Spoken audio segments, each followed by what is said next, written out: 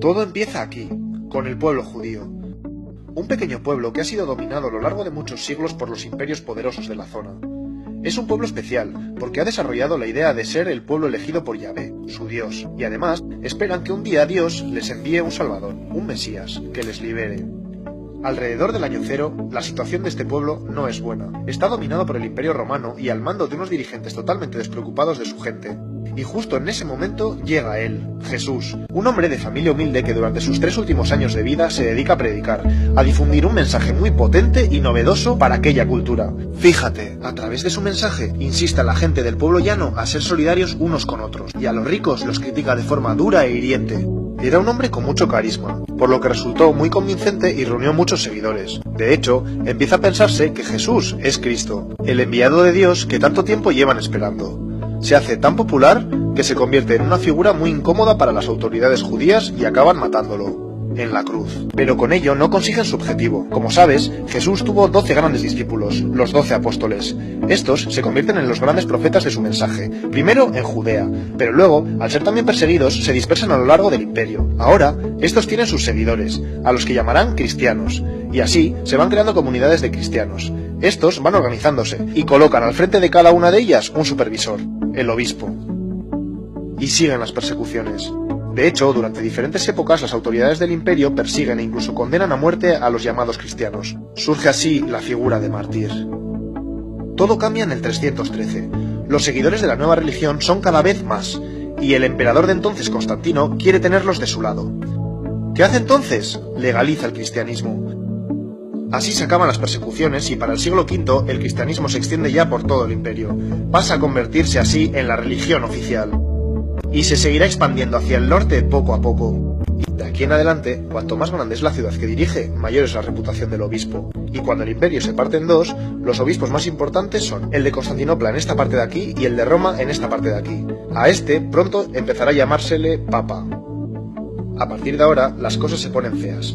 Atento, por un lado, con la conversión a lo bestia de la población al cristianismo, se pierde en gran parte el mensaje revolucionario de Jesús. A esto se le suma que el imperio cae, los bárbaros lo han dejado todo medio en ruinas, y por tanto mucha de la organización eclesiástica se va al garete. Así que ahora el cristianismo ha perdido contenido y ha perdido estructura. Y fíjate, porque en la ciudad de Roma, ahora que no hay emperador, el Papa se convierte en la máxima autoridad, en la figura más poderosa. Atento, porque en esta otra zona están pasando cosas importantes. En el siglo VII surge una nueva religión en Arabia, el Islam. Toda una revolución en el mundo árabe y con gran dinámica militar. Pues bien, el Islam va ocupando toda esta zona, hasta llegar aquí, incluso hasta Roma. Y así, se enciende la tensión entre cristianos y musulmanes, que en lugar de ver las similitudes de sus religiones, se enfrentan por intereses políticos y militares. Luego te sigo contando. Volvamos a hablar del Papa, que ya verás qué lío. Como te he dicho, ahora, el Papa es la máxima autoridad de Roma. Pues bien, de aquí en adelante, va involucrándose en los enredos, alianzas y luchas de poder característicos de cualquier persona interesada en dominar. Y durante los siguientes siglos, seguirán peleando por mantener su poder y ejercen autoridad sobre todo. Hacen vida de reyes, y la corrupción y la avaricia se convierten en algo común entre la mayoría de los papas sucesivos. Increíble, ¿verdad? Poco se parece todo eso al mensaje que quería transmitir Jesús, ¿no? Siglo XI. El cristianismo se ha ido reestructurando y se extiende más o menos así. ¿Te acuerdas de Roma y Constantinopla? Pues entre tanta decadencia se genera entre ambos obispos grandes tensiones, y en 1054 se produce una ruptura, el gran cisma entre las dos iglesias. A partir de ahora se divide la iglesia romana aquí y la iglesia ortodoxa aquí. Pero paremos un momento que no todo es degeneración en el cristianismo. Te hablo de los monjes benedictinos, que desde el siglo VI van extendiéndose por gran parte de Europa. Estos, siguiendo la esencia de la palabra de Jesús, se organizan en monasterios y ayudan a la gente de los pueblos próximos a reorganizarse y a mejorar la calidad de sus vidas que por entonces era miserable. Esto es otra cosa, ¿no? Y ya verás, a lo largo de la historia van a existir dos mundos dentro del cristianismo. La iglesia de base, más humana y sensibilizada con las necesidades sociales del mundo, y la de la jerarquía, centrada mucho más en mantener su estatus. Volvemos a la tensión entre cristianismo e islam. Lo de ahora te suena seguro. Por un lado, en la península ibérica se produce la Reconquista, de 722 a 1492. Los ejércitos cristianos van ganándole terreno a los musulmanes hasta recuperar todo esto. Por otro lado, A principios del siglo XI empiezan las famosas cruzadas. Los papas, en lugar de buscar un acercamiento con Islam, entre este año y este año, arman ejércitos compuestos por soldados europeos, que en nombre de Dios y el cristianismo acuden a los santos lugares, a los sitios donde surgió todo, para liberarlos. Aunque te cuento una cosa, el objetivo de fondo era poder tener control sobre el Mediterráneo, que como sabes tiene un gran interés comercial.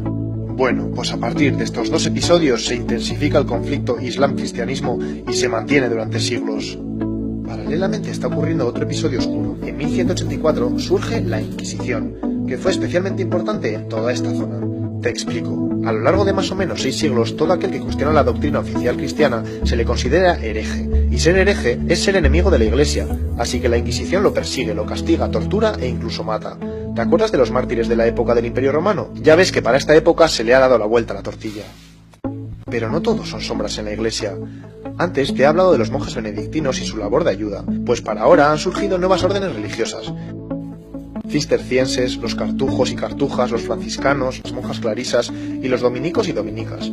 Todos ellos tienen como misión atender a necesitados y ayudar a los pobres. Mejor así, ¿no? Atento ahora, porque sucede algo importante. En el siglo XVI aparece en escena Martín Lutero, un monje alemán que se queda escandalizado cuando va a Roma y se encuentra con todo el desastre que te he contado de la jerarquía eclesiástica, así que emprende lo que se conoce como la Reforma Protestante. Busca la reforma, el cambio radical de la estructura de la Iglesia. Pues bien, como reacción se produce el famoso Concilio de Trento, reunión de obispos. ¿Qué deciden? Pues justo lo contrario, dar más valor a la figura del Papa y alto clero y por tanto jerarquizar aún más el asunto. ¿Qué pasa entonces? Pues que el luteranismo se separa de la Iglesia romana. Posteriormente, otros movimientos religiosos hacen lo mismo y crean iglesias protestantes por toda esta zona. Y también en Inglaterra, donde el rey Enrique VIII quiere divorciarse de su mujer, pero como el Papa de entonces no le da permiso, se enfada y opta por romper con la Iglesia romana. Así se crea la Iglesia evangelista. Ya ves, la Iglesia romana se ha reducido geográficamente y comienza a autodenominarse católica. Pero espera, que entonces llega la época de la expansión de Europa por todo el mundo. En la medida que los países de Europa van conquistando territorios, llevan ahí su religión y a sus misioneros, y el cristianismo se expande por todos estos sitios, más o menos así. Paremos un poco que te cuento algo. San Ignacio de Loyola funda la Congregación de los Jesuitas, un grupo de religiosos más dinámicos y con mayor impulso de expandir su fe. Y lo hicieron por todo el mundo, pero de forma algo diferente. En lugar de dejar que los conquistadores dominaran a las poblaciones indígenas y les sometieran, ellos luchaban por reorganizarles. Ante todo aquí. A los conquistadores no les gusta esta jugada y consiguen que el Papa les condene y los suprima. No más jesuitas por estas tierras por una temporada. Damos un salto hasta el siglo XVIII, el de la Ilustración, que como sabes defiende el poder de la razón y lo científico frente a la fe y superstición. Hasta ahora la Iglesia ha sido la que ha dado la explicación de las grandes verdades. Pero ahora surge una marea de movimientos ideológicos, sociales y científicos revolucionarios y la Iglesia siente que son una amenaza de su dogma, por lo que adopta una actitud a la defensiva. Como reacción, se opone e incluso ataca a todo aquel que cuestiona el pensamiento religioso. Es necesario un nuevo concilio. Vaticano I en el siglo XIX. Reunión de obispos otra vez. Decisión, se afianzan aún más en la postura de que la religión es la fuente de las máximas verdades. Ya ves, la Iglesia no consigue ir a la par de los nuevos descubrimientos y de alguna forma queda automarginada. Menos mal que la moneda tiene otra cara. No te olvides que en contraposición a todo esto que te cuento, sigue existiendo una gran dinámica religiosa. En estos siglos se crean cientos de congregaciones religiosas para salir de ese estancamiento, extender así, a lo largo del planeta, la vida cristiana, y además, hacer una labor humanitaria y de ayuda para mejorar la sociedad. Llega el siglo XX. Con todos los desastres de las guerras mundiales y ante el encierro del pensamiento de la Iglesia que te he contado, progresivamente surge la teología de la liberación. Los seguidores de la teología de la liberación desean un cambio en la dinámica que ha adquirido la Iglesia, y así centrarse en los verdaderos problemas sociales del mundo para solucionarlos.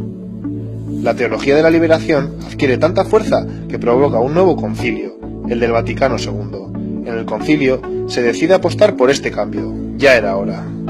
Sin embargo, en las décadas siguientes, ese espíritu del concilio no llega a cuajar tanto como se esperaba dentro de la jerarquía eclesiástica. Eso sí, en numerosas zonas del planeta sigue habiendo una dinámica de personas cristianas que continúan siendo fieles al mensaje de Jesús y que buscan la solidaridad entre gentes y pueblos. Hemos llegado a la actualidad.